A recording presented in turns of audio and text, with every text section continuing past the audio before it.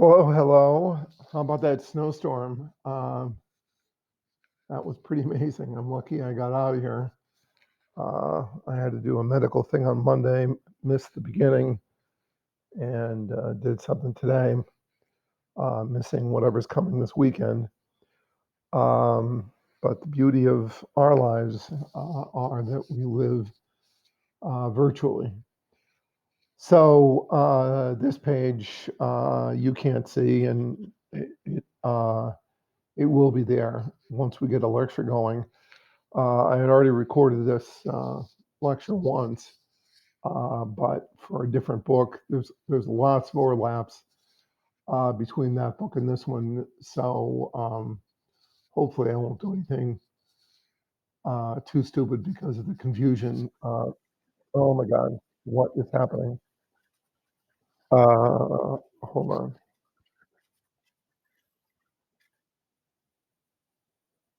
Let me pause this. Uh, Something just started playing. Really sorry about that. I've been binge watching a television program, and it just started playing uh, spontaneously. Okay, so here we are at the beginning of chapter 2, drug use as a social problem. They give you a very nice list of objectives here, very impressive. The Dawn system is in this chapter, and it was also in the other texts, chapter 2, and there's a little history of the federal approaches to drugs, which started off being very relaxed, clearly too relaxed, and then possibly got too obsessive, and maybe we'll end up in a good place eventually. Discussions of toxicity, long-term, short-term, um, behavioral and physiological, also in terms of tolerance and addiction, which is down below, physical addiction, tolerance, behavioral dependence. HIV/AIDS is relevant, certainly if your mode of delivery for your drug is a needle, which, boy, I can't relate to. Can't imagine being that motivated for a drug. But needle exchanges will be important in there. And how we view substance abuse or substance dependence, that has changed, certainly during my lifetime. And we're not there yet. We're still evolving our criteria, our position there. There's a local treatment facility that talks about AA's, Alcohol Anonymous's 12-step program, not overly empirically based. In fact, the ads for the local facility talk about the 12-step philosophy. Personally, I would not choose a philosophy to be treated with to treat something that could kill me or people I love. And crime. I'm definitely anti-crime. So this is a good chapter. This has good stuff. The opening is nice. Land of the free. Um, you know, very lackadaisical rules on drugs. I think it's in this chapter. Sears, you could order a hypodermic needle and opium from Sears, and cough medicines had opiates, and Coca-Cola had cocaine, and the Pope was promoting a wine with cocaine. So we were very open to things. And then we started not being so open, and we'll see sometimes that was based on the harm the drugs were doing to us, and sometimes it was based on who was using the drugs and racism reared its head. Um, so, we're going to deal with toxicity, dependence, crime, uh, real stuff.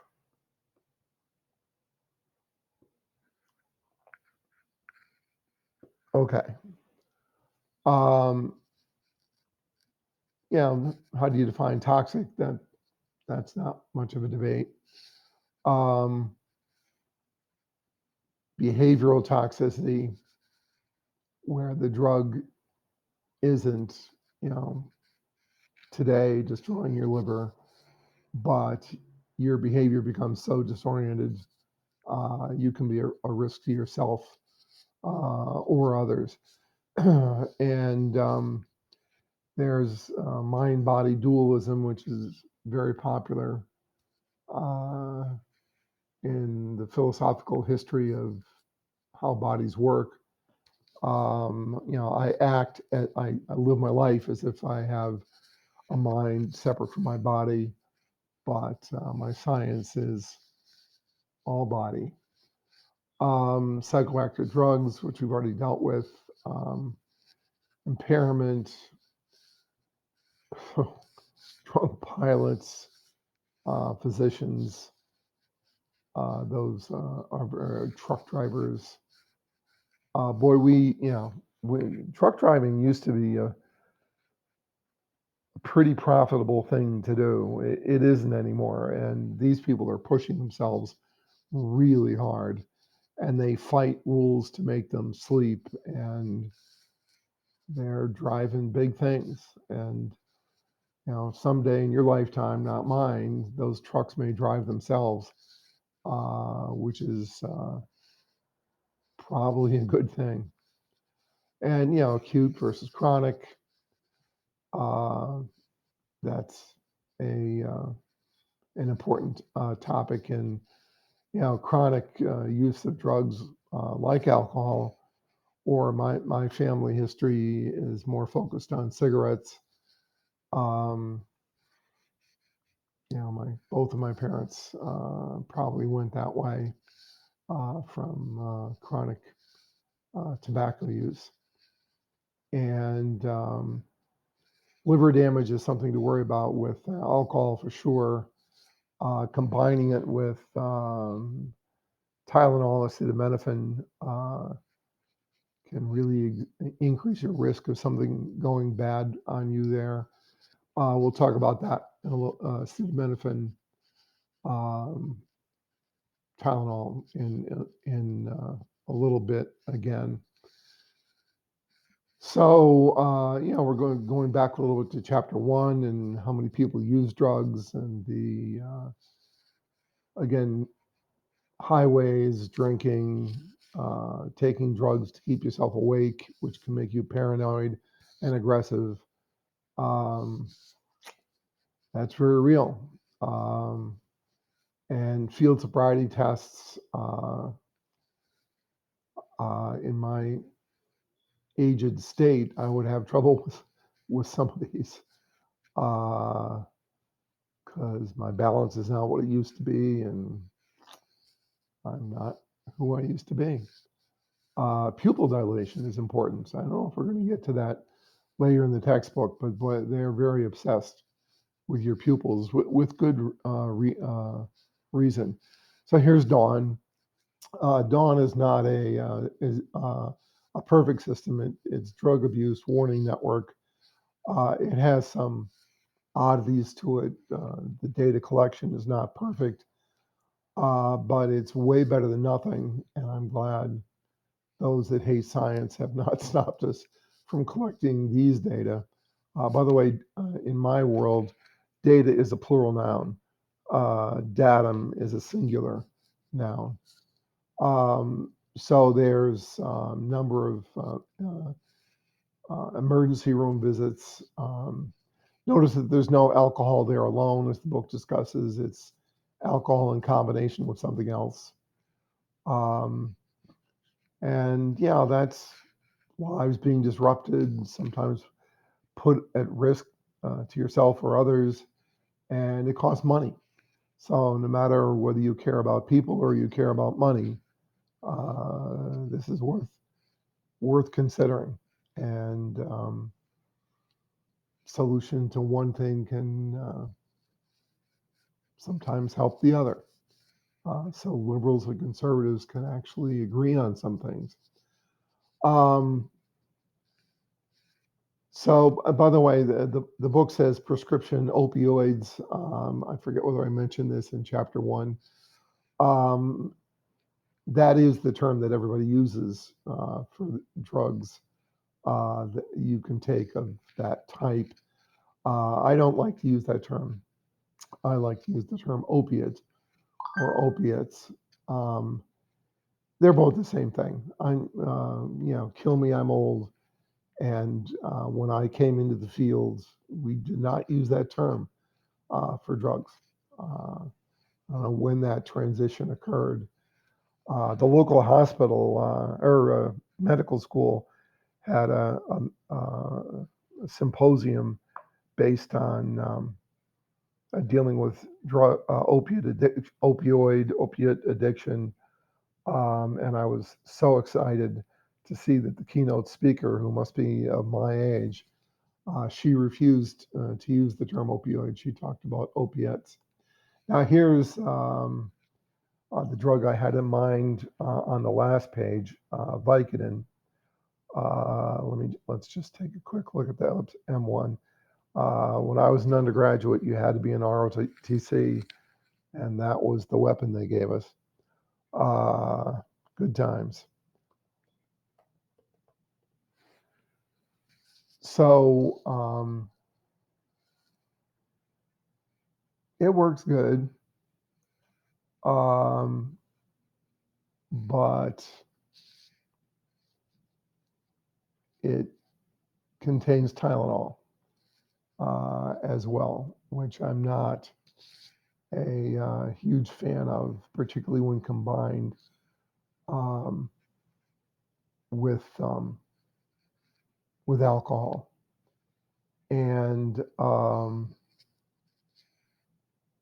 yeah, there it is, hydrocodone with acetaminophen. There was a television program that was extremely popular, House, just at the time when the medical field decided all physicians should be taking sensitivity training and learning how to relate to people and being friendly. House was a series about a physician who basically, helped patients a lot, but really did not like them that much. And he had a chronic pain problem, and he drank a lot of scotch and took a lot of Vicodin. And boy, you should not do that. Alcohol and Vicodin, nope. And I'm not a fan of Tylenol in pregnant women either. So there's a bunch of things that people take, um, and we're still going through an outbreak of opiate addiction, or what everybody else says is opioid addiction, and it certainly can ruin lives.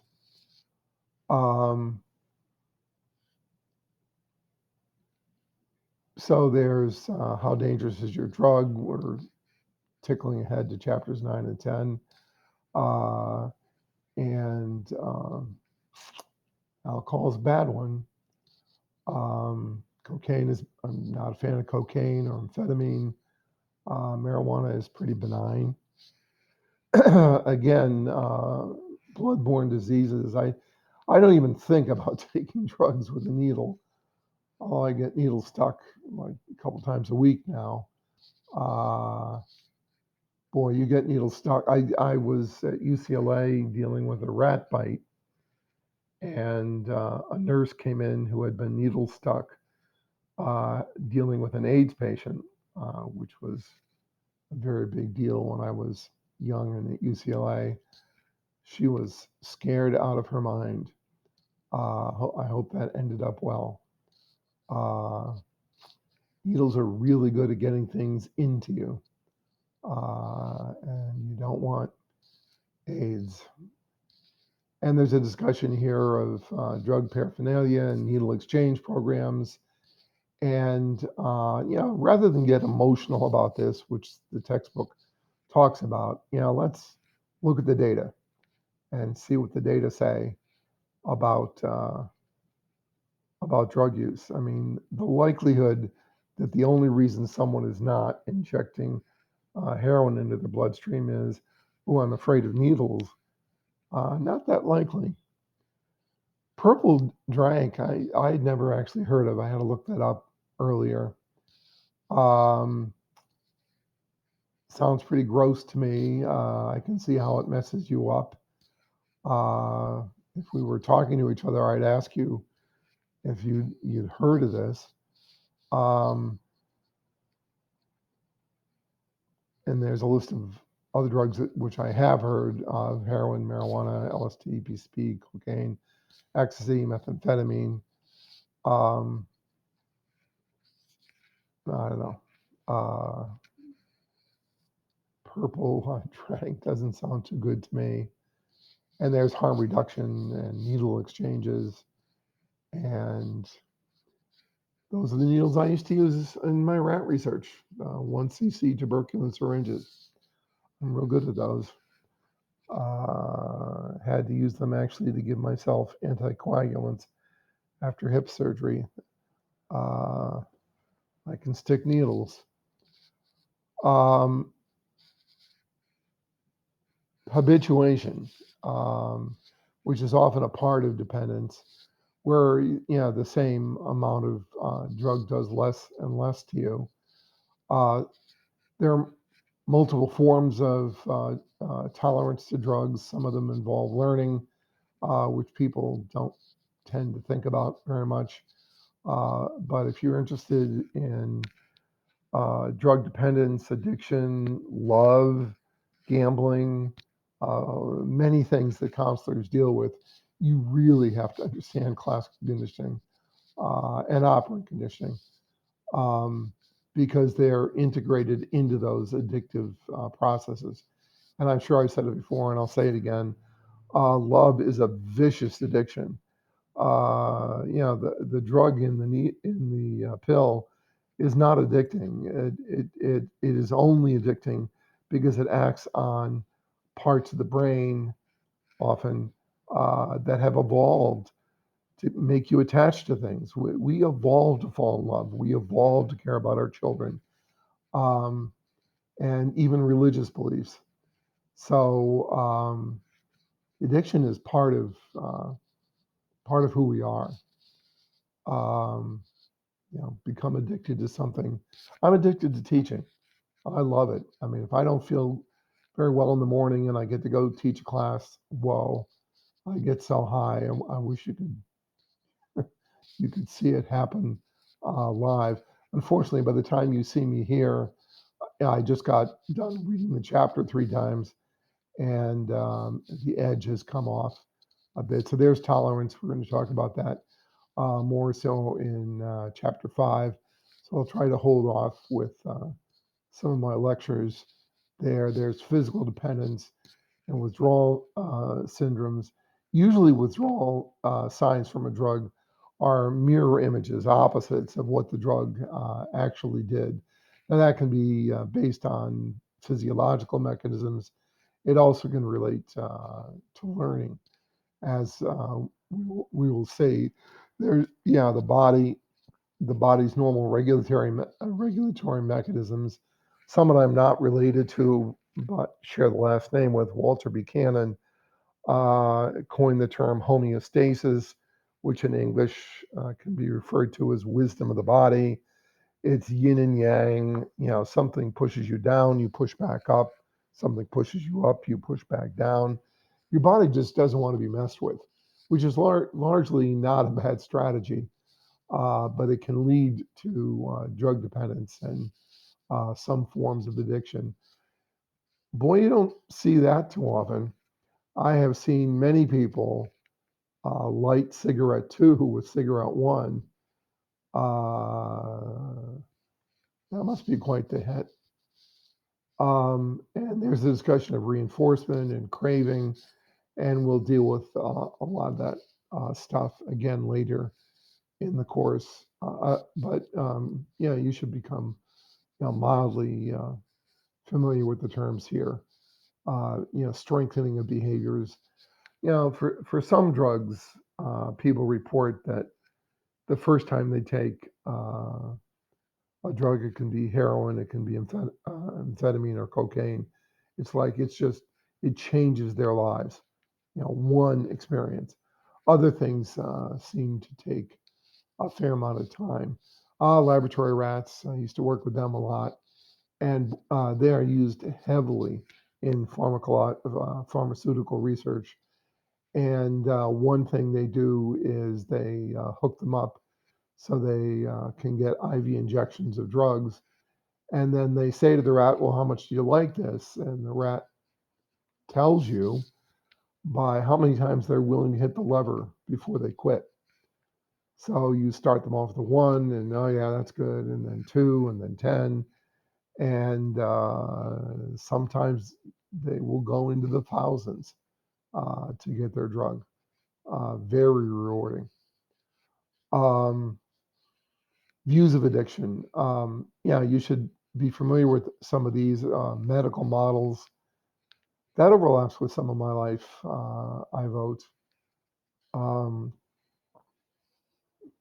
right, medically oriented researchers.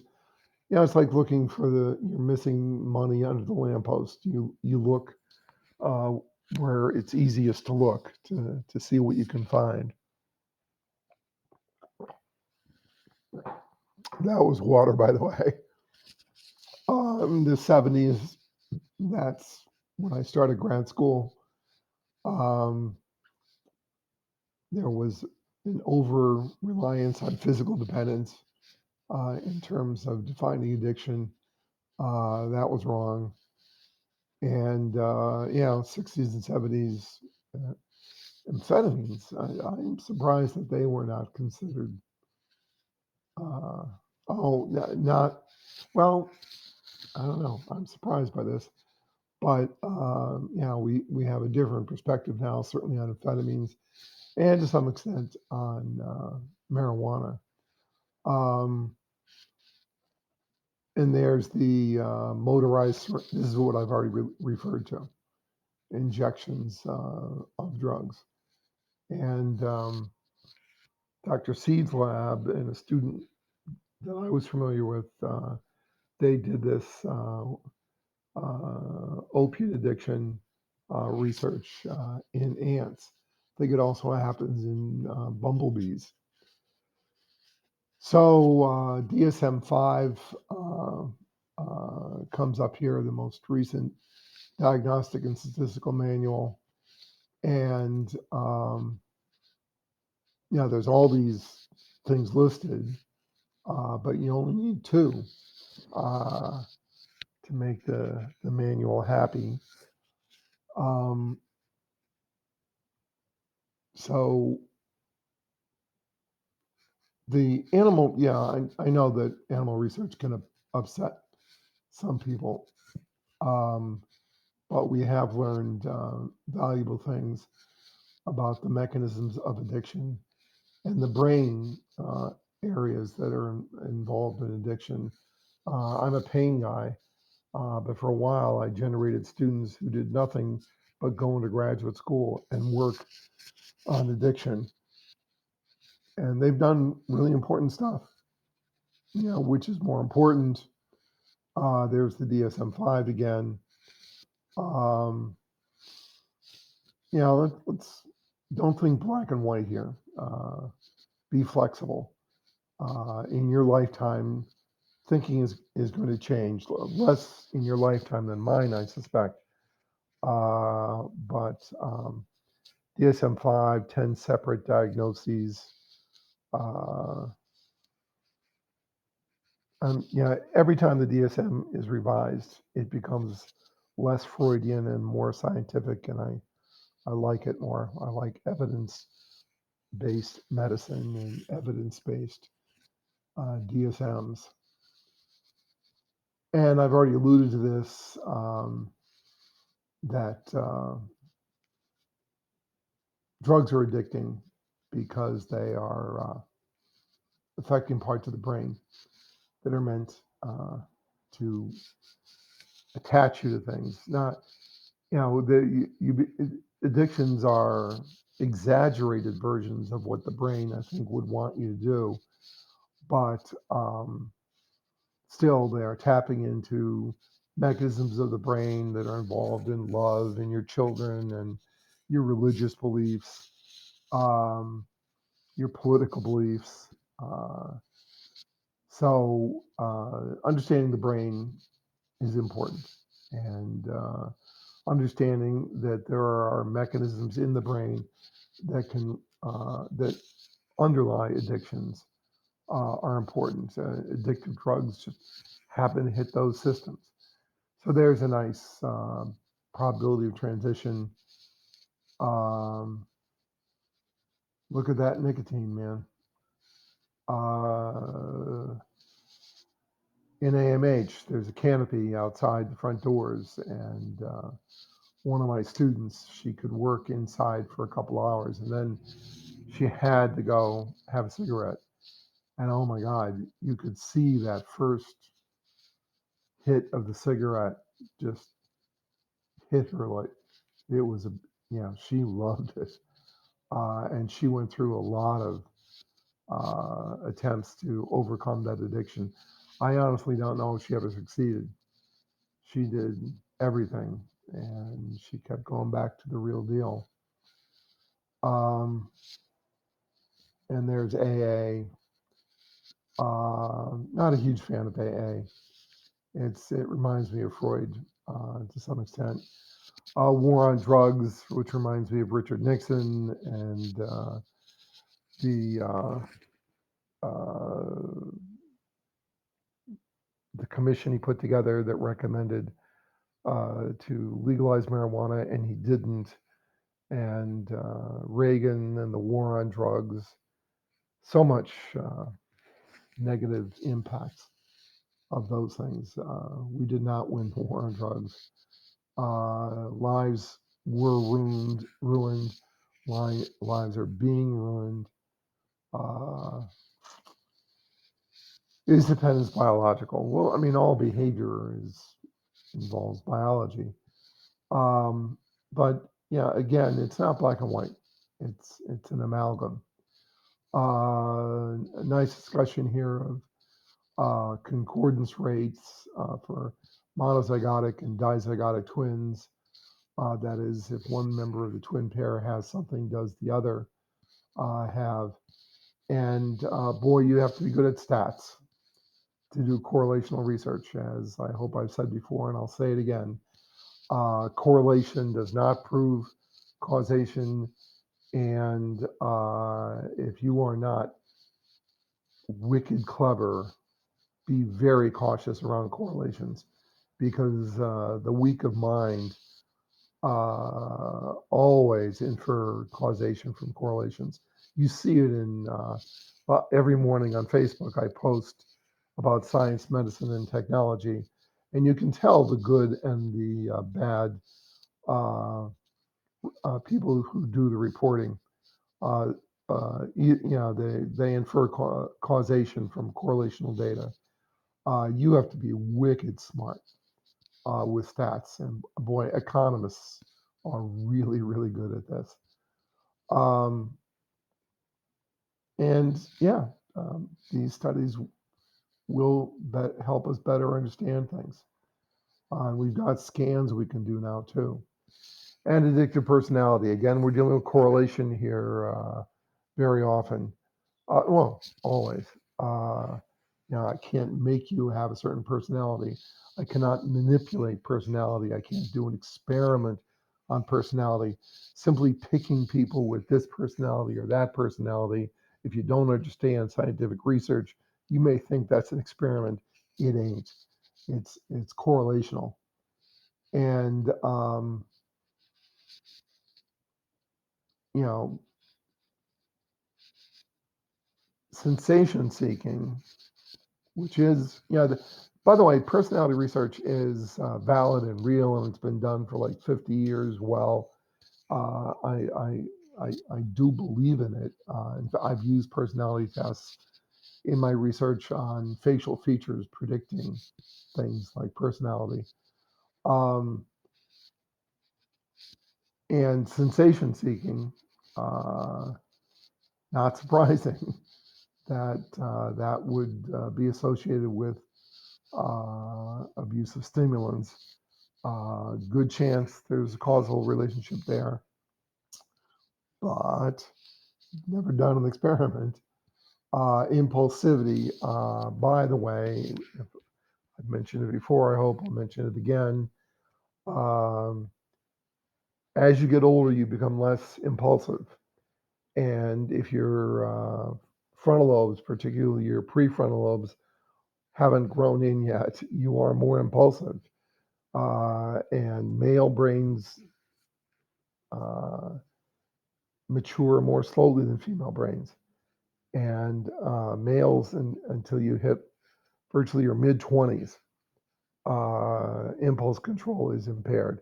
Females can be ahead of the curve there. But that leads to risk taking and drug taking, and I wish I could just wake up and be 25. Family therapy that can sometimes be useful for treating drugs. Um, People write about this a lot, the alcoholic family and stuff, and uh, certainly I have some history of that in my family. Um, but again, this reminds me of AA, Alcoholics Anonymous, and I want my treatment scientifically based.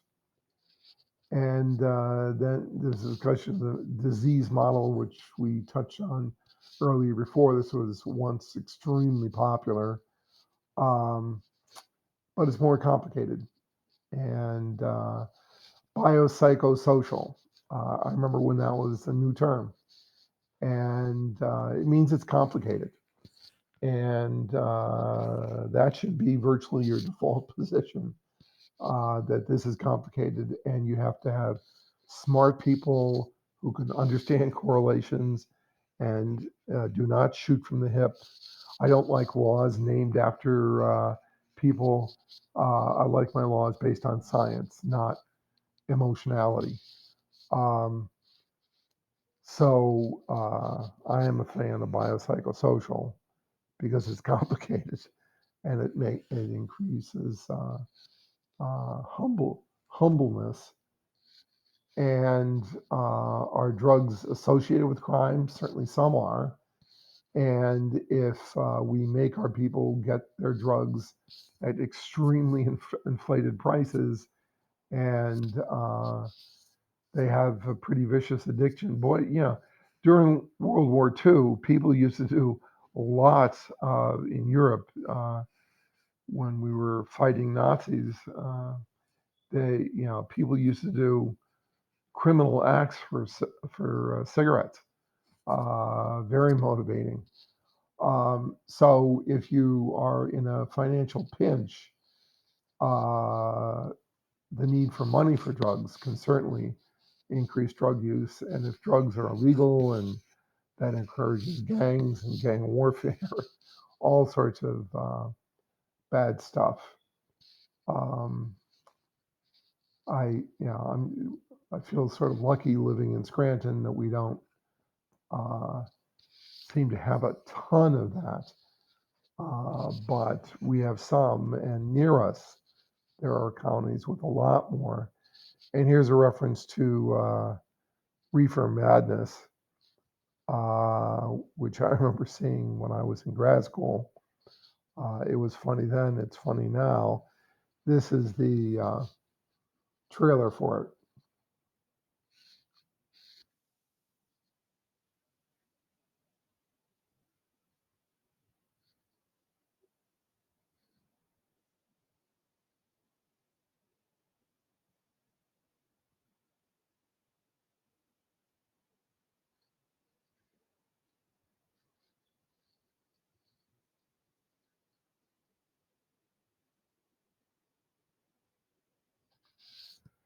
Yeah, the feds really got down on marijuana. In part, there was a correlation there uh, with opiates too. That we experimented with prohibition, which was really good for organized crime. And when we got rid of prohibition, we had this huge political and police infrastructure that had been suppressing alcohol, and they looked for something else for that group to do, and they sort of switched over, and the fact that minorities used it uh, made it easier to beat them up. And by the way, I do have this link here, so I'll just mention it. This is the commission, and Schaefer, by the way, was the governor of Pennsylvania. Um, and this is the commission that was put together, that was authorized by Richard Nixon. I'm not a fan. Uh, he would have been impeached, but he resigned. And his vice president had to resign because he had taken bribes as governor of Maryland. What a team that was.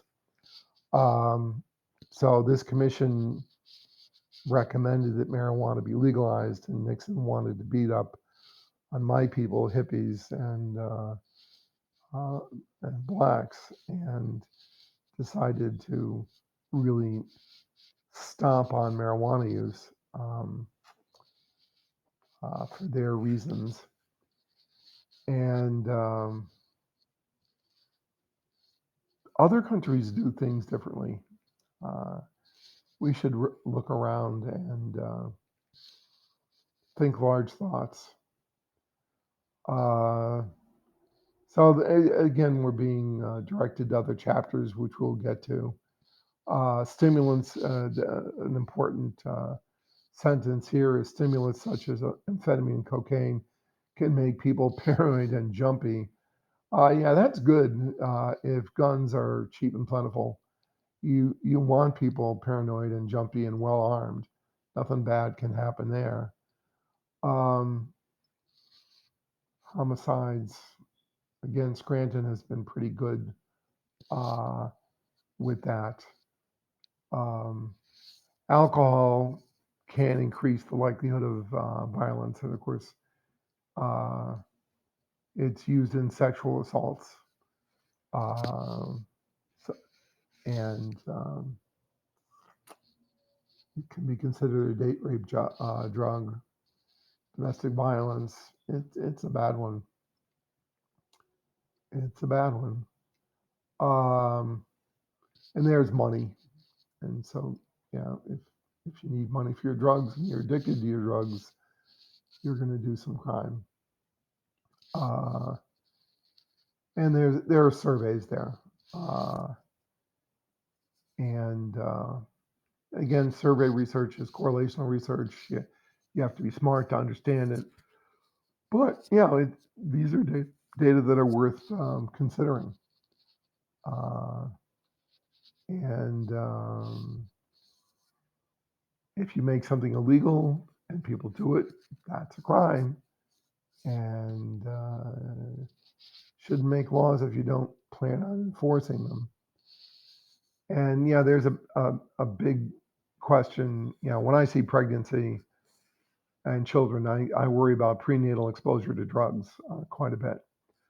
Um, Parents having children. I mean, the recent opiate uh, explosion, where your drugs are mixed up by yahoos who may misplace a decimal point, and you do that with aspirin, you can die. You do that with an opiate, you can definitely die. Where you find two dead parents in a car with a child in a car seat in the back, and the parents are dead. Real bad, really, really bad. Um, Now here it says that cannabis doesn't do much to children. I worry.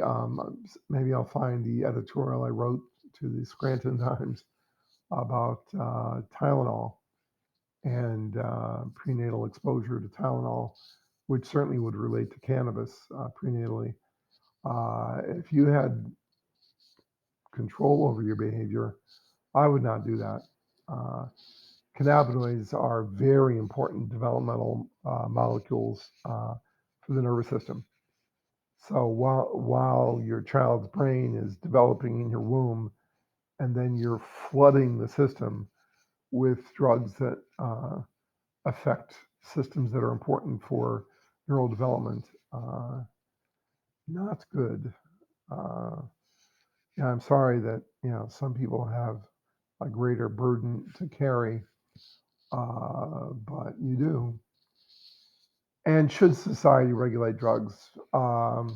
Should they regulate gambling? Can gambling be addictive? Oh my, yes, it can. Uh, I used to go to the Turkey Hill, and you'd see little kids asking for candy or something, and the parent would be buying a lottery ticket.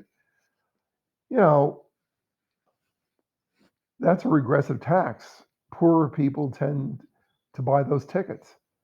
And yeah, occasionally they win $1 million. But basically, you are taking people who don't have money, taking money from people who don't have money. And the little kid doesn't get their candy. And by the way, I'm not a big fan of sugar, so the candy is a bad idea. But it's just painful to watch as parents, feed an addiction to gambling.